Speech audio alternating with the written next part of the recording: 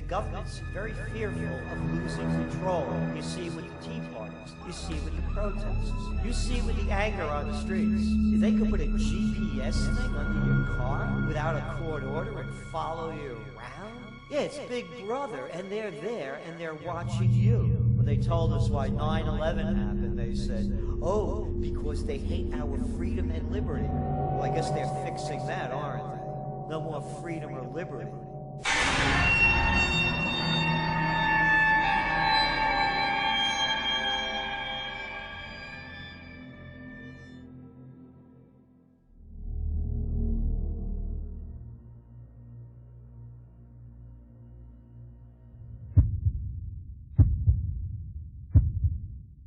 The United States is no longer the land of the free. Americans live in a system with literally millions of unnecessary government regulations that have destroyed the free market and sent millions of well-paying jobs overseas. Americans today are constantly watching their speedometers and trying to conform to every little rule, yet there are so many rules that it's impossible for even the most honest and hardworking Americans not to be breaking some type of law on a daily basis. We are slaves in a criminal monetary system where the Federal Reserve steals from the middle class through inflation and transfers this wealth to their banker friends on Wall Street. We are forced to accept pieces of paper as money when the U.S. Constitution defined only gold and silver as legal tender. NIA has already proven in our previous documentaries, Melt Up, The Dollar Bubble, and Hyperinflation Nation, that the U.S. dollar will soon become worthless and Americans will see the purchasing power of their savings and income destroyed. However, the impending currency, fiscal, and debt crisis is no longer NIA's greatest concern. We are now seeing countless signs on a daily basis that the U.S. is headed for a complete societal collapse that will end civilization as we know it forever. You're actually breaking the law. Breaking the law if you try to capture rain falling onto your roof and pour it on your flower bed. Obviously, if you use the water upstream, it won't be there for the person to use it downstream. So what about the little guy watering with rainwater at home? Will anybody do anything about that violation of the law? If she really does do that, then she ought to have a water right to do it. The average American is reaching a boiling point. There is no common sense left in America.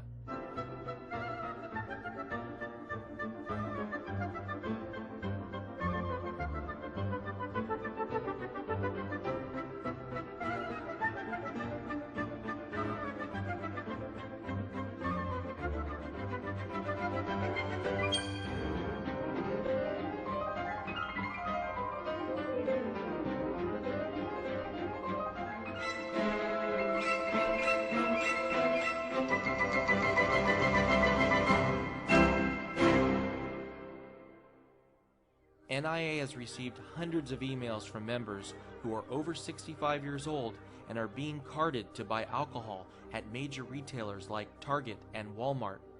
One NIA member has a son in the 2nd grade who was suspended from school for 1 full year and told to await a threat assessment meeting for doodling a small rocket in his notes during class.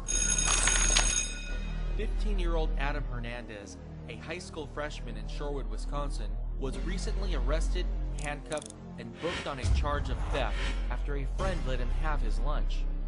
Adam's friend was part of the school's free lunch program, but Adam wasn't, so eating his friend's $2.60 chicken nugget meal was stealing, according to school officials. So Adam said his side of the story. They did not believe him. His friend Jakari, who gave him the chicken nuggets, they did not believe him. What they chose to do was to handcuff him, arrest him at lunch in front of the school body, and put him in jail. Federal agencies have now put 6-year-old girls on the no-fly list as potential terrorist threats, and even 3-year-old girls are now being harassed for no reason by TSA agents at airports. 6-year-old Alyssa Thomas is like any little girl. Ta-da! She loves her dolls, and she's already excited about the 1st grade.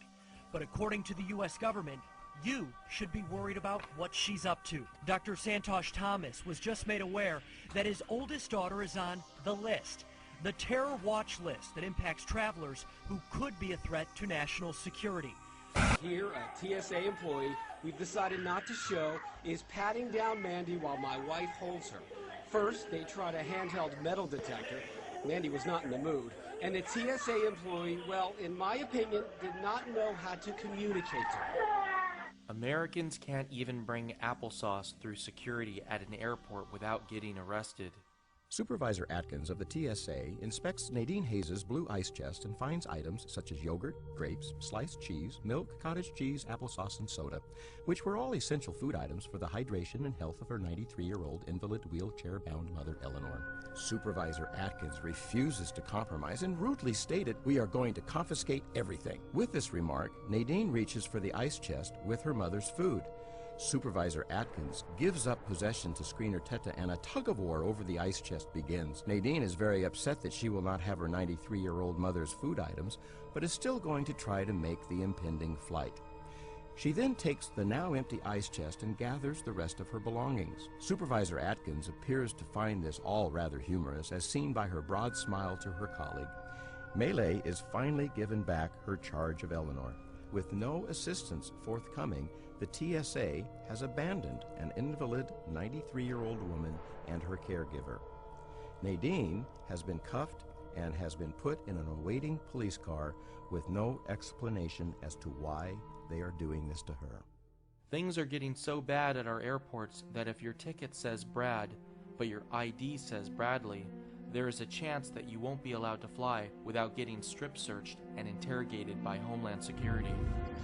Last year, the state of Missouri issued a secret report entitled The Modern Militia Movement, designed to help police identify militia members or domestic terrorists. The report labeled libertarians, and more specifically, supporters of third-party political candidates like Ron Paul, Bob Barr, and Chuck Baldwin as potentially being a domestic terrorist or members of a militia. Right after this report came out, a Ron Paul supporter who was leaving a Campaign for Liberty fundraiser in St. Louis was detained at the St. Louis airport for having Ron Paul bumper stickers on him and $4,700 in cash, which came from the sales of Ron Paul books and t-shirts at the fundraiser. Let's listen to some of the shocking audio from his encounter with TSA agents. I'm just trying to ask some questions to figure out what all this is about so I can get you on your plane. But you want to play smart, and I'm not going to play your game. How much money is it? I don't know the exact amount, sir. The card says about $4,700. $4,700? Yes, sir. Why do you have all this money? I asked her, sir, if am I required by law to answer the question? That's my. I'm just asking you why you have $4,700. I understand. That's my question. I don't understand. Do you want to talk to ZEA about it? They'll probably ask. If they can tell me if I'm required to answer the law question, I'll answer the question. I'm just asking, looking for a simple question. I just want to know why you have $4,700. That's not an unusual thing. I care if I need $50 with He refused to answer any questions. He don't want to answer. So we're going to have to take him down to the station and let DEA, FBI, and all those people talk to him. Every one of them. You're suspicious to me. You're just from your answers. That's why we're going to the station. Am I being forced to the station? Or am I free to You will be if you don't walk out this office. Yes, you'll be going to the station. You'll be forced. Okay. That's fine. Yeah, I understand. You're going to be going to the station. Now, do we have to put you in handcuffs, or will we have a problem with you walking through this no, sir. terminal? Detained, yes. Okay. That's fine, sir. I don't understand the law. I'm happy to go. Well, we're going to help you understand if you don't. Americans' rights and personal liberties are being trampled on. Earlier this year, when the public expressed their concerns about airports adding full body scanners that allow them to see your body fully naked, the TSA stated, "And as an additional precaution, the image won't be stored, transmitted, or printed, and deleted immediately once viewed." The TSA and other federal agencies flat out lied to the public. The U.S. Marshal Service has now admitted that over 35,000 naked images of Americans from the full-body scanner used at the federal courthouse in Orlando, Florida, have been stored between the months of February and July of this year alone. NIA believes that these full-body scanners are unconstitutional and violate fundamental human rights. The mainstream media has worked tirelessly to calm Americans' privacy fears by showing altered images from these scanners with blocked-out genitals. The truth is, these scanners produce images that make human genitals fully visible, and a simple computer technique of inverting the image produces an image that is in full lifelike color. One of the things I've learned to hate the most is to travel on airplanes. What a humiliating experience. Everybody's guilty until proven innocent. Now, come on. You think they're going to do the same airplane trick again? How about calling this making a lot of money? It's just another way to make money, intimidate the people, and keep them in control. Look, you go into any office building, and you got to go through this stupid routine of showing your identification, your license, getting the picture taken. Come on. You know, it's not like I just landed on the planet last year. The rush to install naked body scanners in airports came right after the failed underwear bombing in Detroit, which NIA believes was taken way out of proportion by the media in an effort to help their corporate friends make billions off of the American public. What if, God forbid, there is another isolated terrorist attack in the US, but this time at a shopping mall? Will all shopping malls be forced to implement naked body scanners? What about schools, rail stations, bus terminals, and even high-traffic city streets? NIA believes that keeping Americans safe at home should be the primary goal of the U.S. government, but in no way should Homeland Security be used to violate Americans' privacy and constitutional rights. NIA has just learned that if you buy a new Toyota at a dealership in San Diego, the sales transaction is now videotaped in order to satisfy a requirement of Homeland Security, which they claim is to prevent the laundering of drug or terrorist money. If you are driving on a New York State highway and pay your toll with a denomination over $20, the New York State Thruway Authority collector must collect your license plate number and report you to the Department of Homeland Security. These Homeland Security measures are infringing on our rights and not making our country the slightest bit safer. The U.S. today is experiencing a merger of state and corporate power. The average small business owner in America is being squeezed by government, forcing Americans to rely on a select few corporations that have all the wealth and power. Business is booming at Vernon Hirschberger's farm. I'll show you. Customers are lining up in record numbers to get their hands on his raw milk. Illegal raw milk. We should have the right to choose what types of foods and what types of drinks that we want to put into our bodies.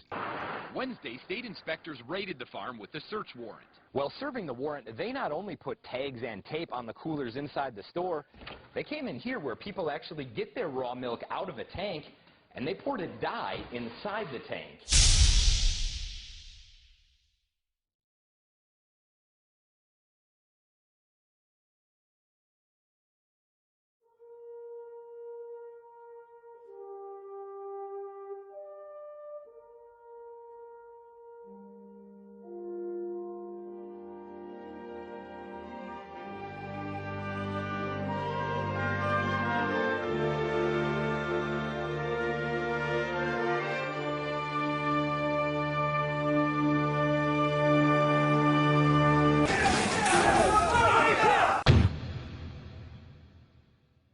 A couple of months ago, 20 agents raided Rawson Foods in Ventura County, California with a search warrant, ordering workers to put down their buckets of mashed coconut cream and to step away from the nuts. This was the third time this same farm had been raided in 3 months.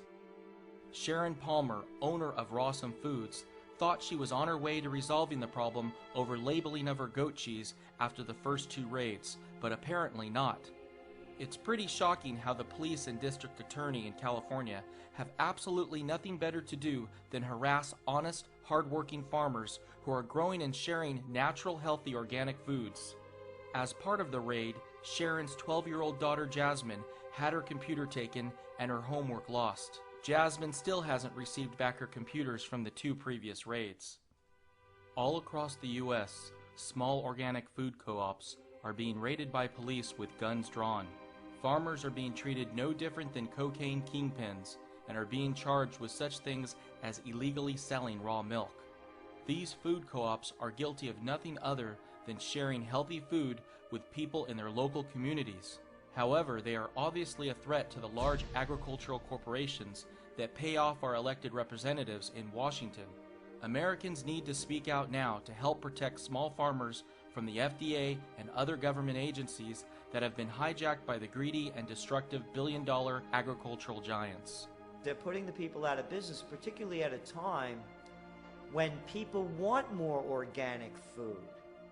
They don't want Auschwitz Farms eggs coming from, I love the names like Sunnydale Farms, you know, Hillendale Farms, chicken coop concentration camps.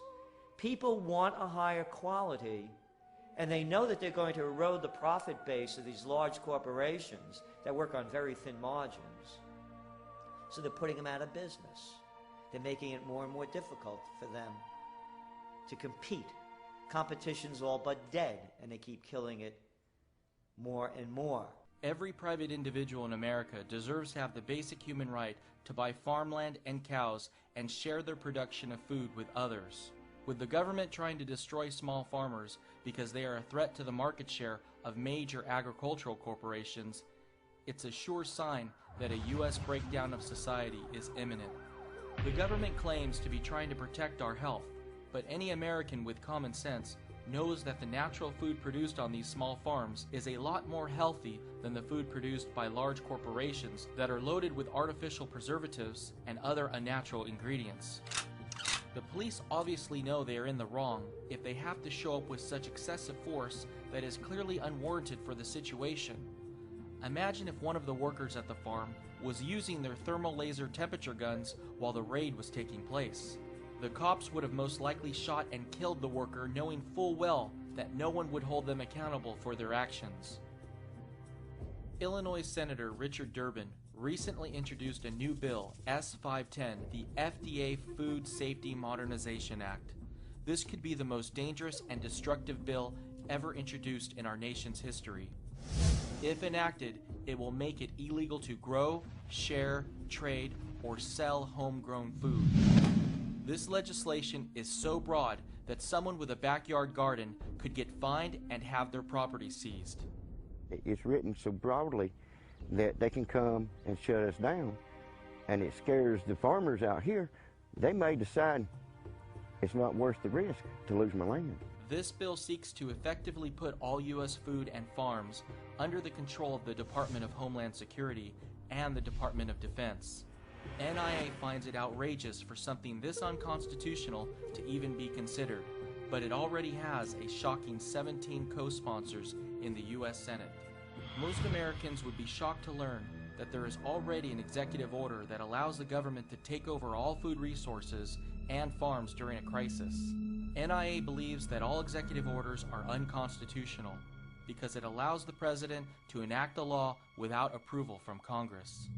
According to the U.S. Constitution, if the president wants to pass new laws during a national emergency, he must call Congress into an emergency session.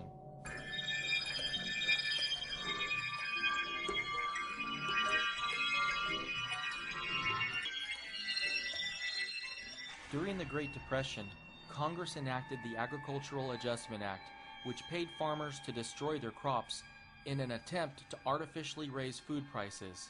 This increased the duration of the Great Depression, which would have ended a lot sooner without it. Declining food prices due to technological advances should have allowed Americans to maintain their standard of living even with rapidly falling wages. However, the Agricultural Adjustment Act led to millions of Americans overpaying for food and nearly starving to death. In the Great Depression, rabbits saved a lot of people from starving. I mean, you can look it up. And in America, they've always been typically pets. So people, they don't look at them like in Europe, where it's you know, a food source. Right. But like I said, right now they're just pets, and hopefully it never comes down to that because they are cute. The U.S. is currently on the brink of a major food crisis that will lead to millions of Americans starving to death this decade. In October of 2009, NIA predicted that inflation would appear next in food and agriculture. In just the past few months alone, coffee prices have gained 40%, pork belly prices have gained 50%, and wheat prices have gained over 100%. Being in the restaurant business, I have the luxury of going to Restaurant Depot. You buy in bulk for substantially less money. Have you been seeing a lot of inflation over the past month? I was in Restaurant Depot 2 days ago, and the last time I was there was about a week and a half prior to that. And coffee went from $16 for a 5-pound bag of beans up to $18.50. Over the summer, that same bag was $15 back in August. Rice went from $26 for 100 pounds to $29. Sugar went from $22 for 50 pounds to $28. Wow. Flour is $13 for 50 pounds up to $15.50. Beef used to be, I don't pay too much attention to the beef only because I get it locally all natural, but I do kind of glance at the prices. Beef over the summer was, for the chop meat, I remember that was $1.79. It's $2.09 now for the same amount. Cheese, like mozzarella cheese, went from $1.59 a pound to $2.09 a pound. That happened pretty rapidly. In December of 2009, NIA said catastrophic food shortages were possible beginning in 2010, not just in the US, but all around the world. NIA was right. There is a major food shortage currently taking place in Pakistan due to flooding. This is just a preview of the food shortage that will soon take place in the US due to hyperinflation. Overwhelmed by desperate survivors, this truck simply cannot ensure aid is delivered to those hit by the devastating floods. This would-be good citizen beats back the people he's trying to help. Without a coordinated effort by the government or aid groups, delivering supplies becomes a piecemeal effort that often falls short of what's needed. The scale of this disaster is overwhelming, and the lack of a centralized effort means that good intentions can go to waste. In these storage bins, you know, I don't know if it looks like a lot of food to you guys or not, but I can break it down and pretty much tell you how much of everything. Yeah, I mean, why don't you go through it a little bit? I mean, I'm interested to know. There's different ones with pasta. Like I said, the macaroni I have about 300 pounds. This is salt. I have 150 pounds of salt. You need to dip most foods in water and salt before you put it in a dehydrator. There's 400 pounds. Pasta's great to have, it seems, you know, because you can always have it. It fills you up. The calories, it's not that expensive. I try and go by the calories. You know, how many calories you're going to need to, do what you have to do if you can't go to the supermarket, and buy things that are beneficial for your body. Where pasta's not. I got that because my wife, she wanted it. I wasn't buying any until she kind of demanded it. Yeah, I was buying. I have like 400 pounds of beans, dried beans. The bags look like this if you could see it. I got these things duct tape. I'll tell you about the storage when I'm done talking about that. But I've got 400 pounds of beans, 400 pounds of dried peas. There's 400 pounds of flour. This is some of the flour here. Right. In that one, there's baking soda. I have baking powder. There's like a year's worth of tea bags. In those, there's 200 pounds of rice in there. I have about 1,000 pounds of rice. The rice and the dried beans are, in my opinion, if you don't have, if you're working on a limited budget like I am, and like most people are, I think for the money, the rice and beans are probably the best thing for you in terms of nutrition, calories, proteins, carbohydrates. I think it's a good mixture of what you're going to need. There's sugar. I have 200 pounds of sugar, which if I use it all or barter it, Yeah. Because you got to think not only for yourself to eat, but also to have enough to barter if you need something else. People are going to want. I have about a year's worth of coffee beans. This is the bag of coffee. I have about a year's worth of this stuff because this will be another. I drink coffee every morning, but this went from $15 in late August to $16 a week and a half ago to $18.50 2 days ago. Wow. So coffee's pretty expensive. This is something. If the business opens soon, I'll buy a lot of this, and I know this will be valuable. This will be a valuable commodity to trade with people. I think in total, between upstairs and there's like 30 tubes of toothpaste. I have 30 toothbrushes, dental floss. I have like 50 bottles of shampoo, toilet paper. I think toilet paper is going to be in demand when everything falls apart. Everybody's so accustomed to having these things, I'd rather have it in storage and not take the chance of having to use a leaf. While most Americans today are concerned about making their mortgage payments, that will soon be the least of their concerns. Hyperinflation will effectively wipe out the debts of most Americans, as it will allow them to pay off their mortgages with depreciated US dollars. Unfortunately, hyperinflation will make the lives of Americans far worse off because it will cost thousands of dollars just to fill your refrigerator with food. Not only is the merger of state and corporate power destroying the agricultural sector, but it is also sabotaging U.S. healthcare. The American Psychiatric Association is now trying to con Americans with the pushing for the invention of a new mental disorder, healthy eating disorder. That's right. If you are focused on eating healthy foods, the healthcare industry wants to diagnose you with having a disease so that it can sell you dangerous medicines to help cure it. This is similar to how they invented phony mental disorders like ADHD and manic depressive so that they can make billions by poisoning you. Well, Jim Kaiser turned himself into the 4th Avenue jail today. He believes everything he did was within his rights as a parent, but now he's an accused felon. Ben Kaiser's mom said he has ADHD. A doctor in the courts agreed, so they decided to put him on medicine. I just can't bring myself to do it. Dad disagreed. These drugs, in my opinion, are child abuse. It's just insane. You take a perfectly normal kid and you just wipe him out with these drugs just so he can sit still in school. Jim Kaiser saw the writing on the wall. Ben's mom was going to get custody, so he took his 9-year-old and disappeared. Basically dropped off the grid. Apartment found vacant, no more phone calls, no more use of a credit card, nothing. For 3.5 months, police had no luck tracking them down. A random traffic stop in Florida spoiled Jim's plans. Ben's mom flew to Florida to get him back. She said she plans to keep him on the medicine because it helps. Isn't it possible that everyone else is right and you're wrong? No, it's impossible. I know my son better than anybody in the world. I've spent more time with him than anybody in the world, including his mom, and I know him a whole lot better than the courts do. I know sometimes we may not agree with everything that's happening, but that's the system that we have, and it's the best system that we have to work with right now.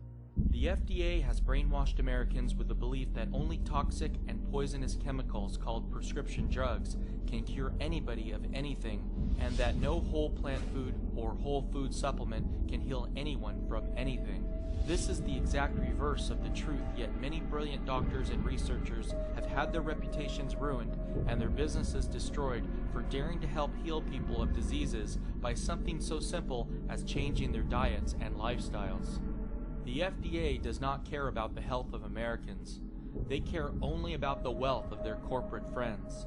The FDA is trying to ban electronic cigarettes because they are becoming a threat to the success of tobacco companies. But these cigarettes do not have tobacco. You're eliminating the 3,000 chemicals that make up an actual tobacco-filled cigarette. These are electronic cigarettes. They contain one highly addictive ingredient, nicotine, and run on a battery. It warms up a cartridge of liquid nicotine, creating a vapor similar to smoke. You're getting just what you need, and it's the nicotine. The fact is, the Food and Drug Administration isn't sure. It's investigating, but right now the FDA tells News Center 5 there is no scientific evidence that e-cigarettes are safe. They have stopped the import of this device into the United States, and it's possible that soon they will stop the sale of this product. Honest, hardworking Americans are now being punished by the government for doing good deeds to help other people. Do you think that you broke the law? No. Ben Bond never believed putting a few coins in a few parking meters could lead to this. The handcuff marks are still on my hands. The 30-year-old was arrested by Eugene police Wednesday, charged with harassment and obstruction of governmental administration after a run-in with one of the city's parking enforcement officers. Changing like that. What sparked the incident was what Bond considered an act of kindness, putting coins in the expired parking meters of strangers. This is video from last summer when we first introduced you to Jonathan Shonacase and his courtesy ride service. He says it's a free service that takes people home if they feel they've had too much to drink. Shonacase says if someone offers him a tip, he will accept, and that violates the city's taxi limousine ordinance. Over the weekend, Quincy police officers set up a sting operation to catch Shonacase in the act of violating that city ordinance. In an even bigger abuse of power, the Office of Code of Enforcement in Indianapolis, Indiana, recently called upon their SWAT team as a final move against a property owner who let his grass grow higher than 1 foot. This represents a major infringement on Americans' personal property rights. SWAT teams today have fewer restrictions on conducting forced entry raids than do U.S. forces in Afghanistan. Americans today don't even have the freedom to talk on the phone on a street corner. Without any provocation, this police officer decided to take a man talking on the phone and slam him to the ground. To protect the officers, the police camera magically pans away, but the cop was later shown purposely slamming his car door on the ankle of the victim. We were recently contacted by a member of NIA who lives in Florida. Police are literally checking people's cars to see if they're unlocked. This member literally went out for 5 minutes to get some coffee. When he came back, his doors were locked. And inside was a flyer that said it was the sheriff's department and he needed to make sure his door was locked. Literally leaving a little yellow pamphlet. Now, I want you to think about this for a second. Shouldn't Americans have the right, have the choice to lock something or not lock something, or have the convenience of not wanting to lock their doors? I mean, what if the man had a key that was broken and he wasn't able to get inside of his car after it was locked? Imagine the inconvenience this government intrusion into his life would have caused for the rest of his day. Some states are now making it a crime to videotape out-of-control cops. A Harford County man now faces up to 5 years in prison after he recorded a bizarre traffic stop last month in Harford County. He accepted the speeding ticket he says he deserved and did nothing more than just post this video on YouTube. It was all but forgotten until this morning when he was served a warrant and now faces the charge of illegal monitoring with his helmet camera. State police believe they have a case. In Maryland, you cannot record someone audibly without them knowing. It is a felony. But Graber argues it was obvious and points to this picture of the camera on top of his helmet, a common practice, he says, with riders. Most Americans today, especially our youth, no longer think for themselves. Their minds are preoccupied and distracted by trivial matters like Jersey Shore. They absolutely take no interest in learning the truth about the U.S. economy and politics. We constantly elect puppet politicians to Washington who know nothing other than to bribe voters with promises of entitlements that we can't afford without printing the money and stealing from other Americans. Politicians don't have anything to give. They can only take. They can only take and give to others.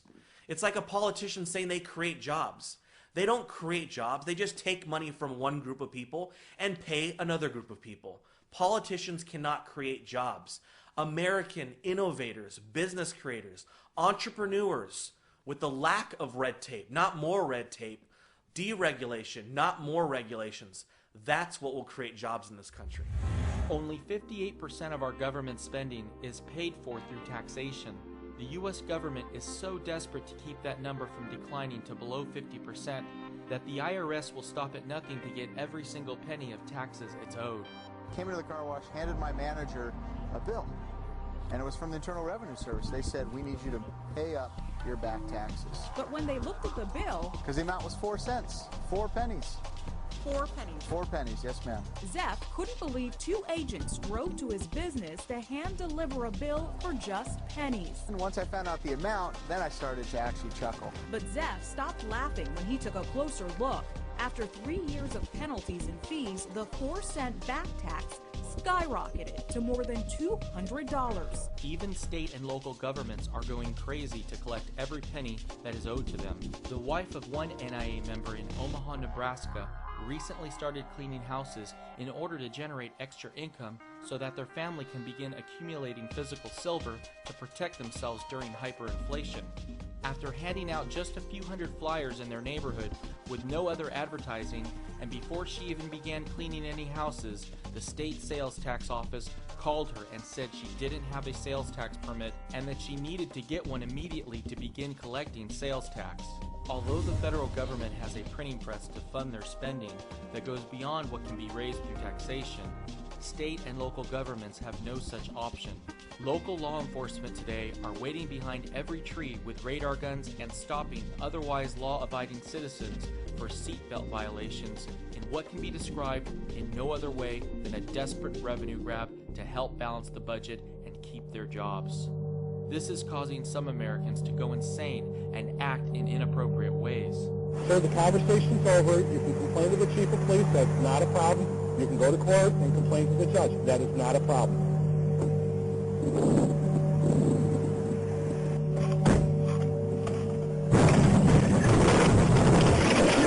cops are everywhere. You go over a yellow line, man, boom, they got you. They're waiting. They're all over. Oh, it's not quotas. Oh, no. Yeah, it is. They got them on tape in New York City, talking about the quotas. Because after I bounce you to a different platoon for inactivity, the next thing is to put you on paper, start rating you below standards, and look to fire you. I really don't have a problem firing people. I don't need to carry them. They're counting seatbelts and cell phones. They're counting double parkers and bus stops. If day tours contributed with 5 seatbelts and 5 cell phones a week, 5 double parkers and 5 bus stops a week. But you as the bosses have to demand this and have to count it.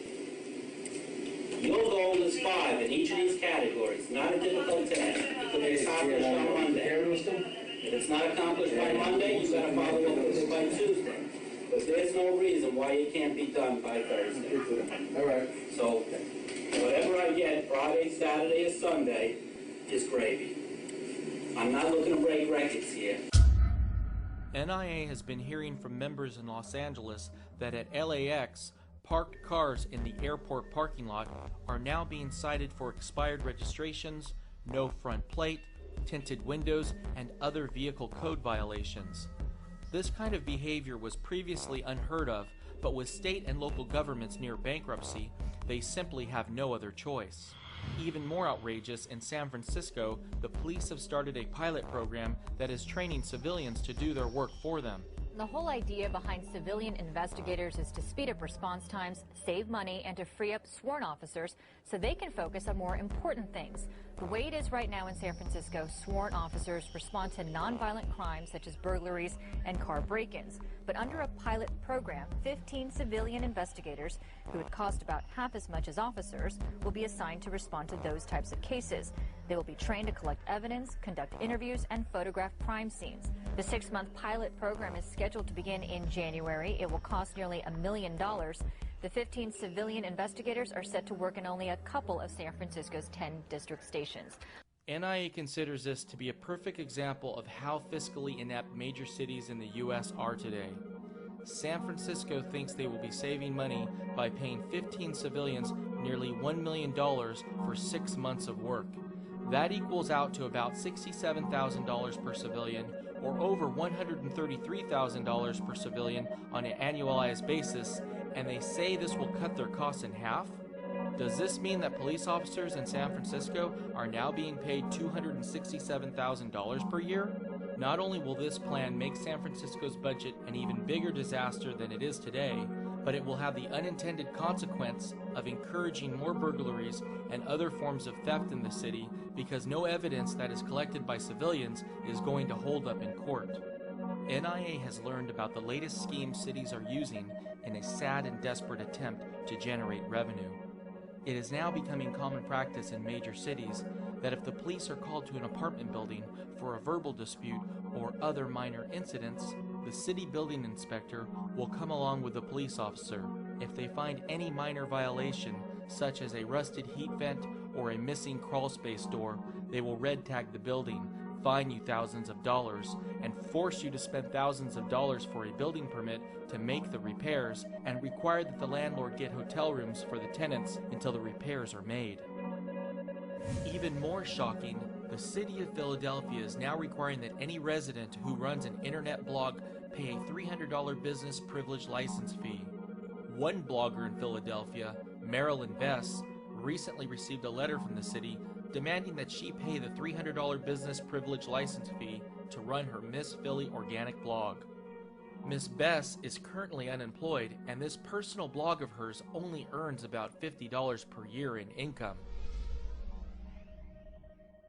A countless number of cities and municipalities across the country are now cracking down on garage sales. Many towns now require that you pay for a garage sale permit. Some towns even require you to pay an additional fee for a permit to place each garage sale sign. The federal government even recently passed a new law making it a crime to sell recalled products at a garage sale. Now, the Brushians were hoping to clear out some clutter and make some much-needed cash this summer. What they don't know is they could be breaking a federal law right now, and this garage sale could potentially end up costing them $15 million.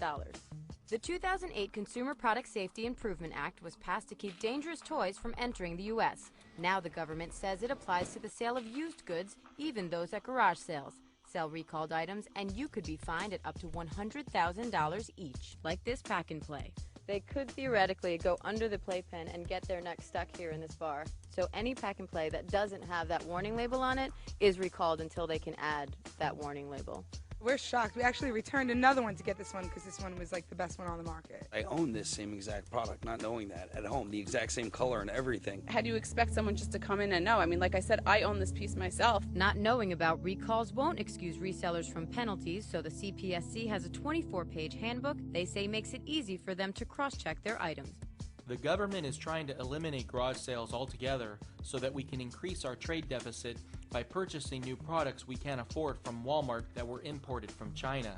In Long Island, some towns are banning garage sales because they attract illegal immigrants who they claim drive down home prices by bringing noise, crime, and clutter to their once peaceful communities.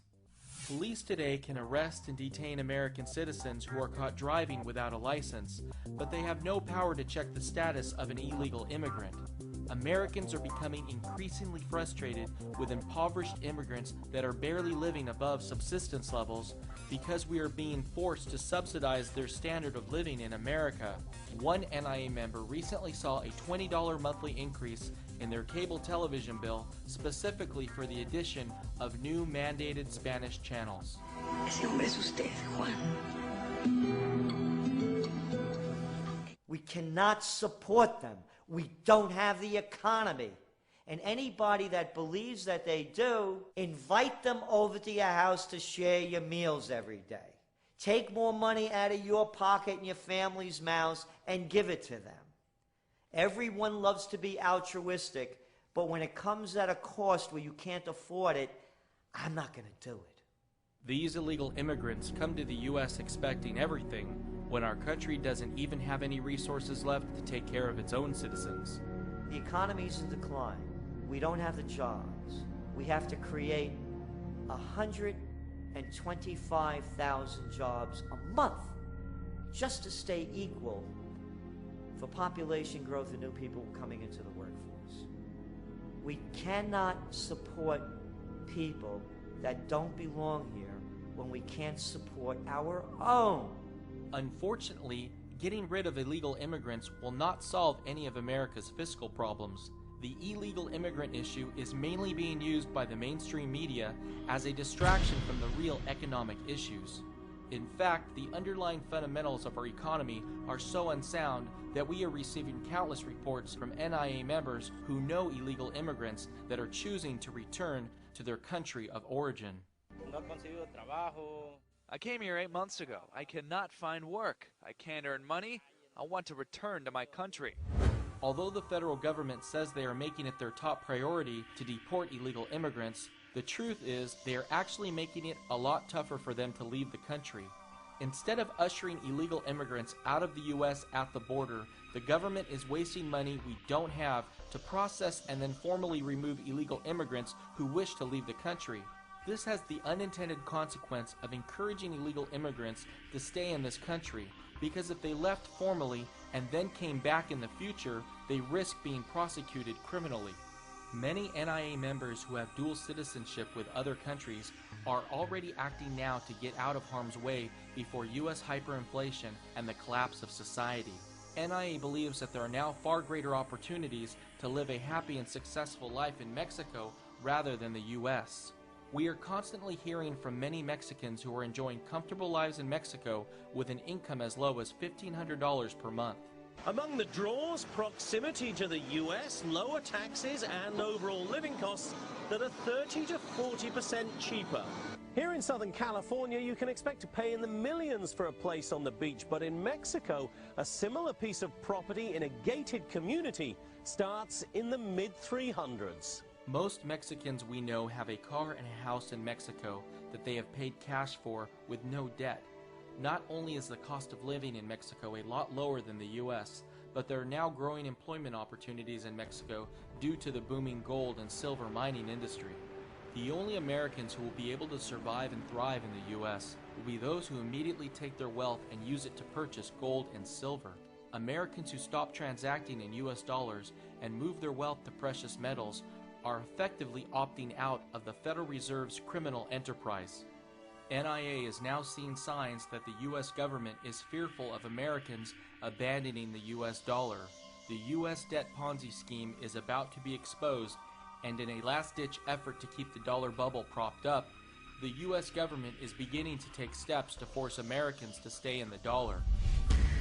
Hidden inside the recently passed Patient Protection and Affordable Care Act was a new law that had nothing to do with healthcare.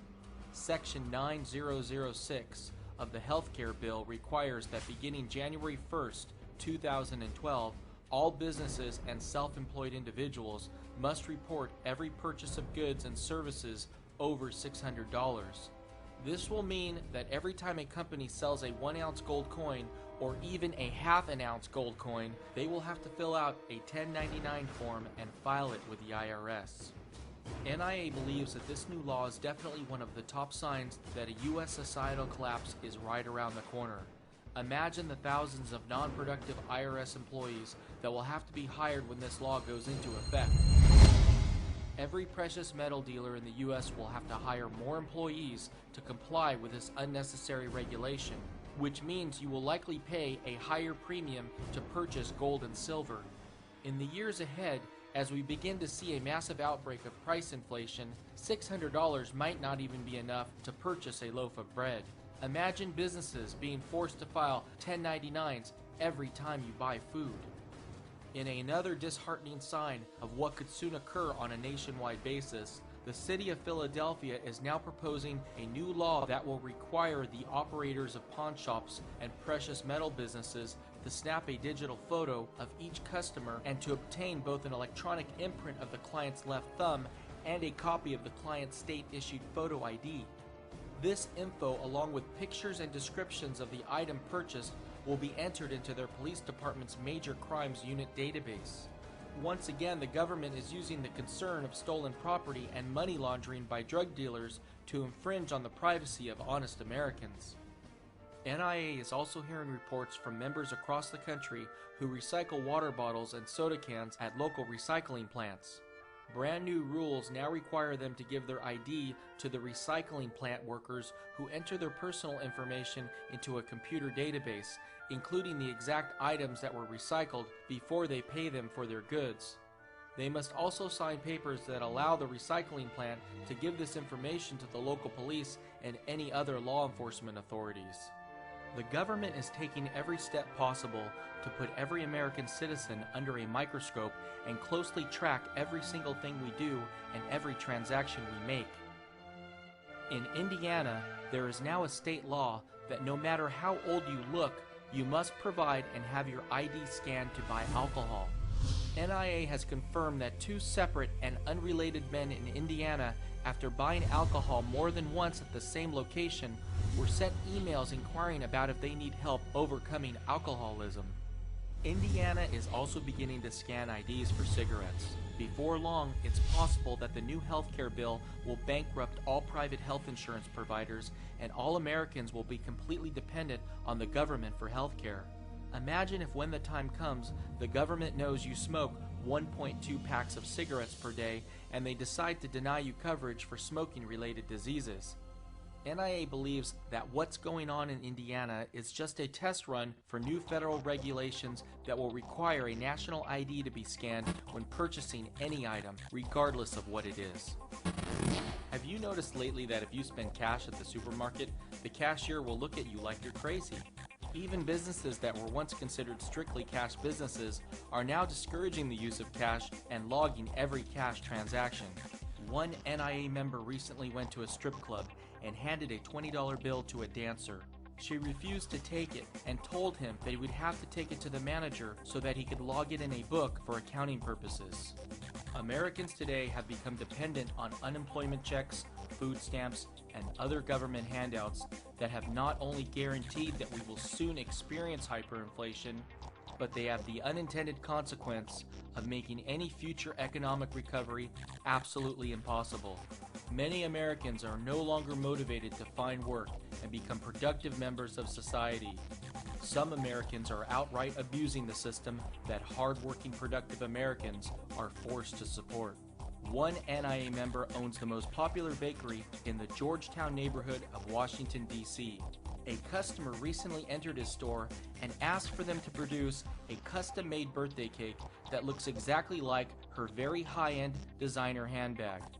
After saying that producing the cake would be no problem and that the price would be $150, the customer said that she would like to place the order and asked if the bakery would accept food stamps as payment. Instead of working as hard as possible to live the best lives as possible, most Americans are satisfied with their unemployment checks and food stamps. They spend their time worrying about the personal lives of others by watching reality shows, reading TMZ, and gossiping about their favorite musicians and sports heroes. This is reminiscent of how during the U.S. Great Depression, Americans became obsessed with going to the movies as it offered them a chance to escape the heat, the cold, and the loneliness of their bleak personal lives. With America's obsession with Hollywood now reaching epidemic proportions, it's a sure sign that a societal collapse will soon occur. NIA has direct knowledge of many Americans who are living in Section 8 housing while receiving unemployment checks and food stamps, but are making absolutely no attempt to find a job. Some of them have had offers to work for $15 to $20 per hour, but they turn these employment opportunities down out of fear that they may lose their housing, food, and other entitlements. The 40-year-old friend of one NIA member who was living off of government entitlements in California recently said that he will come out of retirement for $25 per hour. Anything less wouldn't be worth it. President Obama just signed a $26 billion bailout for cash-strapped states in which $10 billion are going to protect 160,000 teachers' jobs. NIA believes that these funds will do nothing to help education in America and that the entire U.S. education system needs a total overhaul. The system now is built where only those that know how to think like they do become members of the corporation, be chained to one kind of thinking, then school is great for you. If you could regurgitate, repeat, suck up brown nose, and do everything they tell you to do, you will be a success in school, and who knows, someday you could even become a middle manager in some corporation with 2 weeks vacation pay. The school system stinks. NIA has been researching our nation's school districts, trying to see if any of them have come up with any brilliant ideas on how to improve our nation's schools. As smart as our nation's school board members claim to be, it appears as though almost none of them have come up with any ideas other than to beg their state and federal governments for more funds. The most radical idea we have heard is what was just approved in Mount Olive, New Jersey. They will no longer give out any D's. And that means that any middle school or high school student earning anything less than a 70 or a C will actually get an F. What do you have against D's? Well, I don't personally have anything against these other than it's unacceptable. NIA has spoken to hundreds of school teachers across America, and one thing has been made very clear. If more than 10% of a class fails, teachers are put on an improvement plan, and in order to avoid this, teachers are artificially manipulating the grades of students to make sure there is never more than a 10% failure rate. So explain to us how it works, because we understand that in your school district, 384 students a month ago in June ended the school year with a D as a final grade. What happens to those 384 students come September? NIA guarantees that the overwhelming majority of those students will receive a C next year, not because they studied harder, but because teachers manipulated the grades in order for them to look good. Fox News exposes this scheme as grade inflation, which was probably the most Fox has done all year to warn Americans about the dangers of inflation. This causes the school board president to literally become speechless. Do you fear that you will see grade inflation from teachers so that they don't get in trouble for having to give somebody a less than a C? Will they then give everybody a C so that they're not in trouble with you? One, I don't believe so, because I believe in the integrity of the system, that They keep faking the scores. So that makes it look like their kids are doing better. So they keep getting federal aid, and those teachers get bonuses. So they cook the books even at that level. Students today are taught in high school about the need to get deeply into debt to attend college for a degree that is worthless because everyone else has one. With U.S. youth unemployment today at a record high, we should be teaching high school students the essential skills needed to start their own businesses immediately after graduating high school. Instead of spending $100,000 to support the lifestyles of professors and administrators who failed in the real world, students should be investing that money to start their own business. Unfortunately, students today are completely dependent on finding non-existent jobs and don't have the knowledge or motivation to go out and create employment on their own. Privately run for-profit colleges like DeVry University are outright scams that are taking advantage of high unemployment in the U.S. today, along with the government's willingness to give out easy student loans. When I walked into this place, I said, I will graduate with honors, and I did. And they got jobs like that. I mean, the next day. I work in operations. Software engineering. Accounting clerk. I just got a job as a web designer. Really good job. It's actually kind of like my dream job. DeVry claims to have a job placement rate of 90% within 6 months after earning a degree. Yet only 38% of those who took out student loans to attend DeVry are repaying their loans on time. Students in these phony universities openly cheat on their exams right in front of their so-called professors. Not only is a degree from DeVry or any comparable school completely worthless, but NIA believes they are worse than worthless. If you apply for a job and show them your degree from DeVry, it is likely they will completely avoid you for being stupid enough to have gone there. Disturbingly, the U.S. government is now providing foreign aid to subsidize the creation of overseas jobs in South Asia that are replacing jobs that would have been in the U.S. The United States Agency for International Development has launched a $36 million program to train 3,000 IT specialists in South Asia. Following their training, these workers will be placed with outsourcing vendors in the region that provides services to American companies looking to take advantage of Asia's low labor costs. Government employees today make more money than private sector workers in 83% of all comparable occupations, with average hourly pay being 20 to 40% higher than wages in the private sector. Once you include health insurance and other benefits, the average federal government worker received $123,049 in total compensation in 2009 compared to the average private sector worker's total compensation of $61,051. Some local and state governments also pay outrageous wages. Robert Rizzo was being paid a total of $1.5 million in annual compensation as the city manager of Bell, California, a small town with a population of 36,000 people. The assistant city manager in that same town was being paid $845,000 per year, with the police chief being paid $770,000 per year. All three of them were promised pensions when they retire for the majority of their salaries.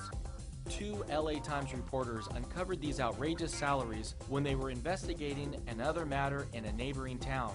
After it was made public, residents of Bell, California literally marched to City Hall and forced these three to resign from their positions.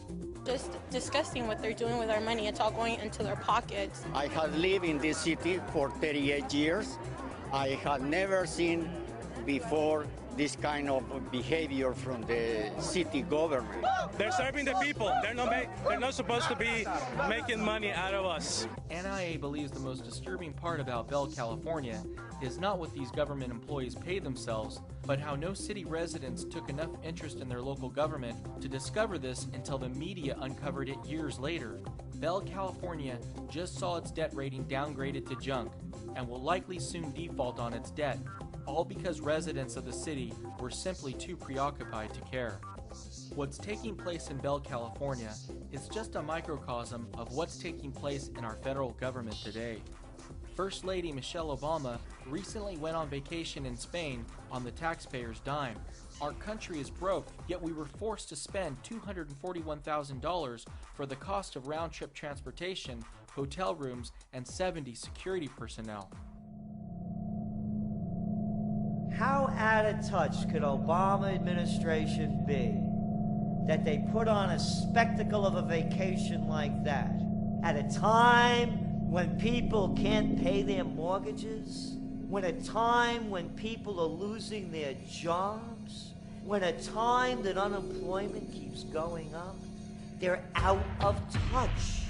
They are the royalty, the elite, just like the stars in Hollywood. It's show business for ugly people in Washington. It's star power. They have no idea how the average person lives or feels because of the way they're treated. The U.S. Treasury is so pathetic that they are now even accepting online donations just to try to pay down the debt.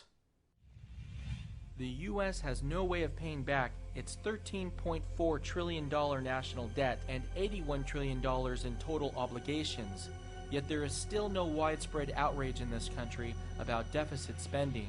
Politicians continue to promise more giveaways and lower taxes, and Americans fall for it because they are unaware of the hyperinflation that awaits. Americans continuously get brainwashed by the mainstream media to elect both Democrats and neocon Republicans who do nothing other than rapidly increase the size of government. When I was a kid, growing up during the Cold War, I used to hear about the communists in power, the party. Yeah, the party's still in power. But instead of having one name, communist, they have two names, Republican, Democrat. It's one party. Party members, party heads, party whips. The party. They're having a party and you're paying for it. Right now, there are candidates debating about the Constitution of this country. In fact, some of these candidates are holding up the Constitution and saying how they're going to restore it. Yet the next sentence out of their mouth is how they're going to reform an entitlement program, or how they're going to take money from a group of people to offer a tax deduction to another group of people. Redistribution of wealth is not in the Constitution, and neither is a democracy. The Founding Fathers set up a republic so that we did not have mob rule, so that we could not vote each other gifts, because they knew that if you continue to re-elect politicians that promised you more of other people's money, we would eventually destroy this nation.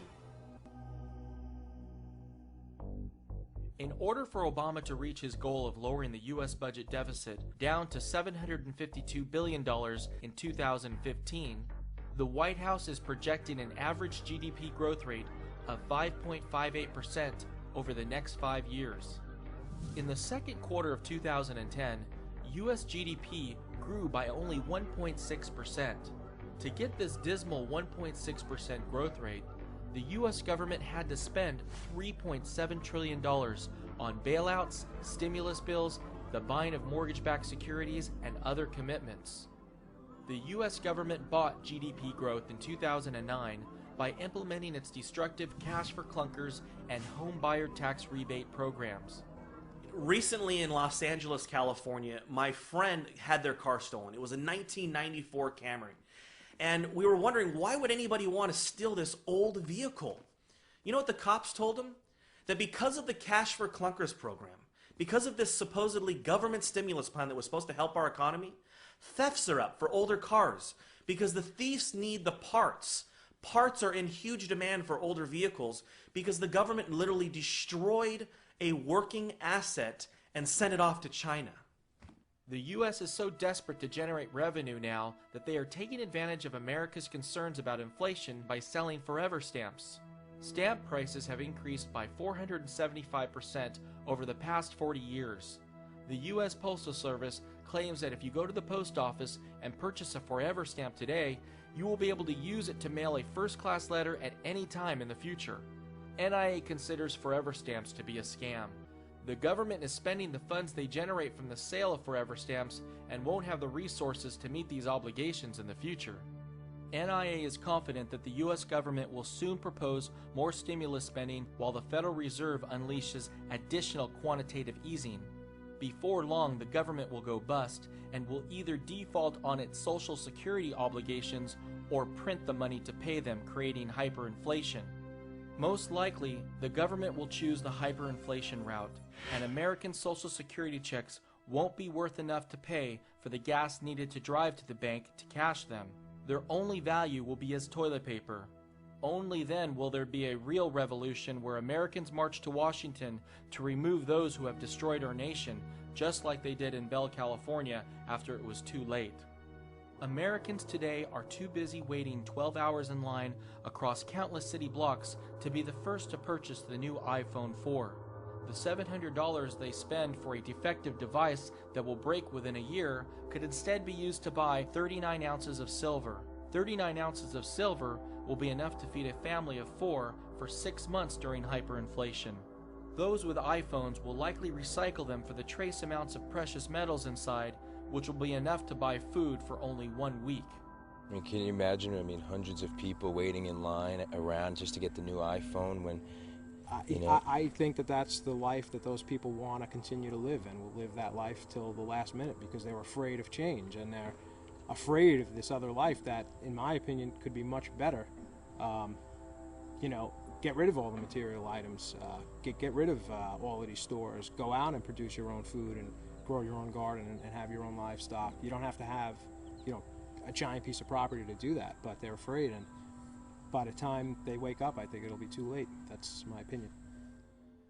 A year ago, most mainstream economists were predicting that we would see a U-shaped economic recovery by now. You think this is going to be like a U-shaped recovery? A U-shaped recovery, a U-shaped kind of recovery. A triple U-shaped recovery. NIA said a year ago that the economic recovery was phony and prices were rising only due to inflation. There clearly was no U-shaped recovery, and today most mainstream economists have changed their tune and are calling for a double-dip recession. The truth is, the recession never ended. Wall Street benefited from the Federal Reserve's 0% interest rates, which allowed them to recklessly speculate risk-free and pay out record bonuses. Meanwhile, the rest of America has been suffering more than ever and will soon feel the consequences of the Wall Street bailouts through massive price inflation. Tensions are rapidly escalating across the country between the poor who are suffering the most from inflation and the wealthy who have benefited from it. Get that camera away from me. Hey, this is a public place. Welcome to Venice Beach, California, where tensions are rising. Come on back. Now you're going to spray me? Between homeowners and the motor homeless. It's a great place. Venice is great. Who take over entire streets, living out of campers, vans, buses, trucks, and RVs. They're not going to be able to shut down this place because it's the ocean. As you can see, Venice has become an urban RV park. Along with it, noise, drugs, alcohol, prostitution, and human waste on the curb and in residents' yards. They take up very, very dear parking. They leave a lot of trash. Occasionally they use people's front yards as toilets. If there's such a big problem, get a porta potty and put it in your backyard. Someplace for somebody to take it down. All right, you can afford, if you can pay $1,200 a month for rent, you can afford a porta potty. The same people who told us that there wasn't going to be a recession, they're now telling us that the recession ended back in June of 2009. Yet tell that to the people who are on the unemployment line. Food stamps are up, foreclosures are up. Just in September of 2010, here we're supposed to be through the worst of it. And we had the most foreclosures on record in the history of the United States. Over 100,000 foreclosures just in September. Long-term unemployment continues to stay at record highs. Yet they're telling us the recession's over. In every single one of our documentaries, we've urged Americans to get out of the US dollar and invest into gold and silver. Our first documentary was Hyperinflation Nation, which we released in June of 2009, and since then, gold has risen by 48% and silver by 74%. The longer Americans wait to get out of the US dollar and into precious metals, the more their purchasing power they're going to lose. It's that simple. The only thing that the Federal Reserve can do to stop gold and silver from rising and restore confidence in the dollar is to raise interest rates from their current level of 0% to a level that is higher than real price inflation. There are educated people, even college professors right now, teaching our kids that America is a free market economy. Yet when Ben Bernanke speaks, or even the very thought of the anticipation of him speaking, it moves prices all across the country, all across the world. That is not a free market, and that is definitely not capitalism. According to the government, price inflation is 1.5% year to year. Yet Ben Bernanke, his target rate is at least 2%, and he's going to do this through quantitative easing. But if you look at the way the government calculates inflation, calculates price inflation, it's fatally flawed. The National Inflation Association believes price inflation is at least 5%. Now, what do you think is going to happen when Ben Bernanke does meet his target rate of 2%? Do you think that 5% might jump up to a real inflation rate of 10%, possibly even spiraling out of control? Because remember, the world reserve currency is the US dollar. And because of this status, there's over $10 trillion held by foreigners. If this money comes back to America, it will come back to bite us in the worst possible way. We could see an epidemic of hyperinflation here in the United States of America. It will be impossible for Ben Bernanke to ever raise interest rates higher than the real rate of price inflation because of the size and scope of our national debt. Our national debt is now 15 times larger than it was when Paul Volcker prevented hyperinflation in 1980 by raising interest rates to 20%. Our GDP has only grown 1.5 times larger since then. If Bernanke were to raise interest rates in any substantial way, Americans' mortgage payments would double and our budget deficit would explode by trillions of dollars per year. I believe that Ben Bernanke is under pressure by the President and Congress to keep interest rates at artificially low levels until the dollar is basically worthless. Americans living in a fiat world got insane. Today, gold and gold mining shares account for only less than 1% of the total world financial assets. From 1921 to 1981, gold and gold mining shares accounted for more than 25% of world financial assets. Even if all of the world's non-gold assets were to decline by 2/3, gold would still need to go to $10,000 per ounce for this figure to get back to 25%. It is absolutely shocking to me that the mainstream media is proclaiming that there is a gold bubble, when in fact in 2010, Americans have only bought $2.7 billion worth of gold, and guess how much worth of bonds? $155 billion worth of bonds. That's 57 times more bonds than gold. Now you tell me, are we in a gold bubble? It's absolutely shocking to me how clueless investment advisors are today in the US. I mean, can you believe that they're telling Americans, take 25% of your savings and put it into US Treasuries or bonds, and take the other 25% of your savings and keep it in US dollar cash. I mean, 50% of your savings and you're putting it into dollar-denominated assets that are basically worthless pieces of paper. Now, what drives me nuts is the fact that not only are these investment advisors telling you to put 50% of your savings into dollar-denominated assets that are basically worthless, in my opinion, but you're lucky if they tell you to put 5% at most into gold, the most real and stable asset that the world has ever seen. I mean, Americans are being brainwashed right now as if gold is the risky and speculative investment, when in fact it's the dollar. I mean, the only reason why gold is volatile right now is because it's priced in unstable dollars. Many have said what the Founding Fathers faced was impossible, and what we face is impossible. But now is the time, and you are the person. Join us at inflation.us for insightful reporting, for alternative investments to protect your family from the consequences of reckless and out-of-control government. We are the people. We have the power. We are the resistance.